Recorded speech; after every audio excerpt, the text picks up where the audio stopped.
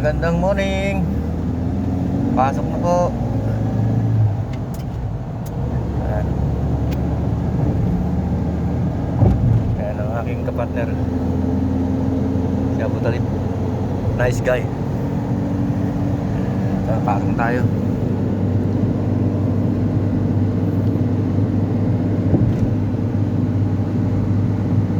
Maganda ngayon, hindi masyadong mainit ngayon. Hindi humid.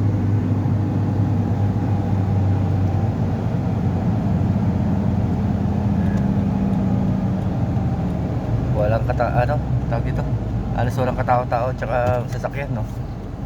Maaga pa, mag-alas 6 pa lang na umaga dito ngayon. Ayan, no?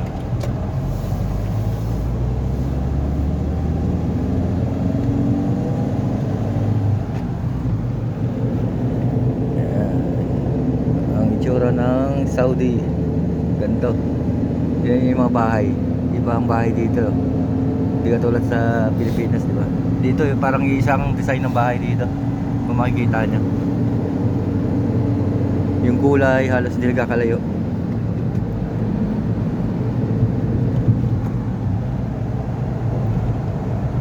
Yan. Parang tumawid lang tayo sa kabilang street. Yan, doon po yung bahay namin, sa kabila. Sa likuran niyang Nissan na yan, ang bahay namin. Tuwing umaga dyan ako sinusundo ng service ko. Pasok tayo. Susunduin naman namin yung mga ibang kasama namin sa kabilang accommodation.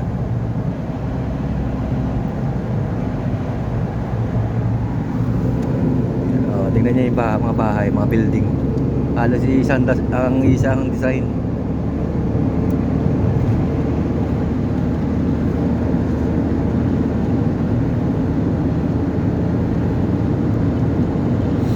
Daming punong dates.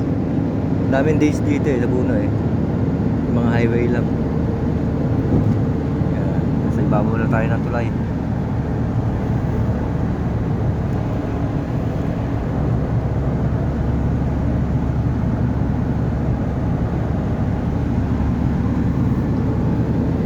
Happy Tuesday. Ayan, pasok na tayo ulit.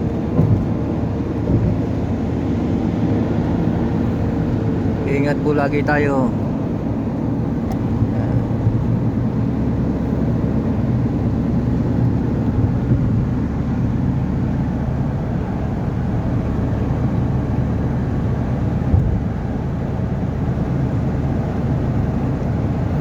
Yan, bababa naman tayo sa ilalim ng tulay.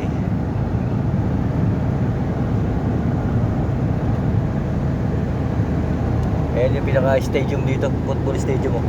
Yan. Pag may laro dyan, grabe traffic dito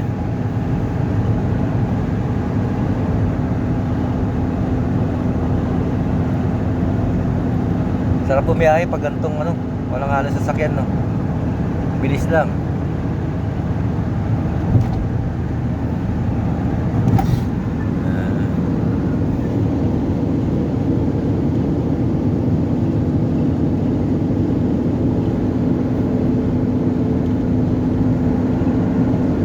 Yan, magaling yung puno na yan. Wala yan siyang mapapakinabangang bunga. Talagang ang laban niya lang ng puno na yan, dahon niya. Laban sa init, laban sa lamig, sa hangin. Ito ang housing dito sa Damam. Ang daming building niya. Yan ang housing, Damam housing. Kung tawagin dito sa Damam. Yan yung isang landmark dito na pagtatanong mo kung saan yung lugar, malalaman agad nila kung saan. Naayos pa yung daan niya, pero maluwag pa rin.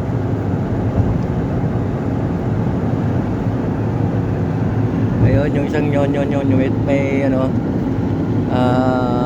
CMCI sa ibabaw. Yan, kumpanya rin namin yan. Minsan nandiyan ako nagtatrabaho, pero ngayon nasa second ako Yan.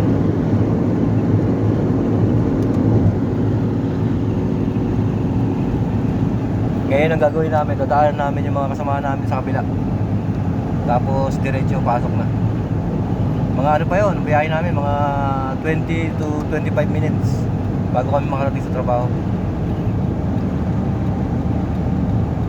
Ako lang yung sinusundo nila tuwing umaga. Nakaiwalay kasi ako ng bahay. Yung mga kasamahan ko, sama-sama sila doon sa ano, sa accommodation.